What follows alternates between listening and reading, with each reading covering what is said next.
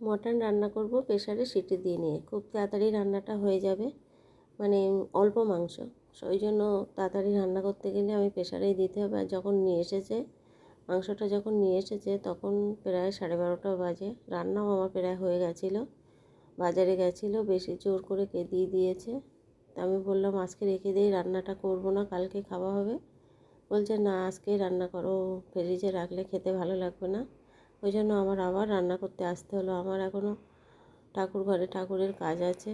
এদিকে রান্না করে আমি গ্যাসটা মুছে পরিষ্কার করে ধোয়া মাজা করে সবে রান্নাঘরের থেকে বেরিয়েছি, এমন সময় মাংস নিয়ে বাড়ি এসেছে। তো বললাম রান্না করব না, তা শুনলো না, আবার রান্না করতে আসতে হচ্ছে। কিন্তু রান্নাটা করতে আর ভালো লাগছে না, এখন রাগ হচ্ছে। যাই হোক, নিয়ে এসেছে, করে দিতে হবে। ওদিকে আমার 4 পদে রান্না হয়েছে, এবার ওই রান্নাগুলো কিন্তু নষ্ট হয়ে যাবে। ফ্রিজের খাবারও কেউ খেতে চায় না, যখনই ফ্রিজে খাবার রাখি পরের দিন কিন্তু সেটা আমার একাই খেতে, আর কেউ খেতে চায় না। এবার আমি রসুনটা থেতো করে নিয়েছি, এবার আদাগুলো বেটে নেবো। আর মশলা কিন্তু অল্প অল্প, কেননা মাংসটা তো বেশি না, ওই 700 না 750 গ্রাম মাংস বললো। আর ওই জন্য ওই প্রেসারে সিটি দিতে বসিয়ে দিয়েছি যাতে তাড়াতাড়ি হয়ে যায়। সিদ্ধটা হতে আছে, আমি তার মধ্যে আলু কেটে নিয়েছি, পেঁয়াজ রসুন আদা কেটে নিয়েছি, টমেটো কেটে নিয়েছি, নিয়ে ওটা সিদ্ধটা হয়ে গেছে। আমি এবার সিটিটা ওঠার জন্য অপেক্ষা করছি, তার মধ্যে মশলাটাও আমার তৈরি হয়ে যাচ্ছে, মানে মশলাও তৈরি হয়ে যাবে আর ওদিকে আমার সিটিটাও উঠে যাবে। এখানে নিয়েছি জিরে, ধনে আর কাঁচা পাকা লঙ্কা, অল্প অল্পই মশলা দেব, বাটা মশলা দিয়ে রান্না করব। শিলপাতায় বেটে মশলা দিয়ে রান্না করলে কিন্তু খেতে ভালো হয়।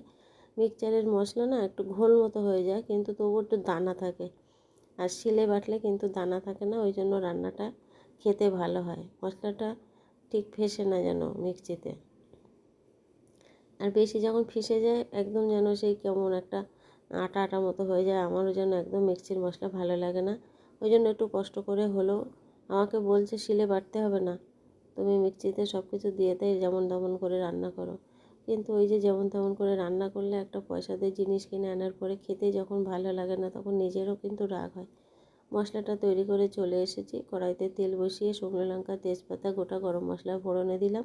এই যে সিটিটাও কিন্তু উঠে গেছে, এদিকে ফোড়নটা আমার হয়ে আসছে। এবার এখানে পেঁয়াজ রসুন আলু ভেজে নেব। আলুটাও তো ভাজতে হবে, মটনটা কিন্তু আমার সিদ্ধ হয়ে গেছে।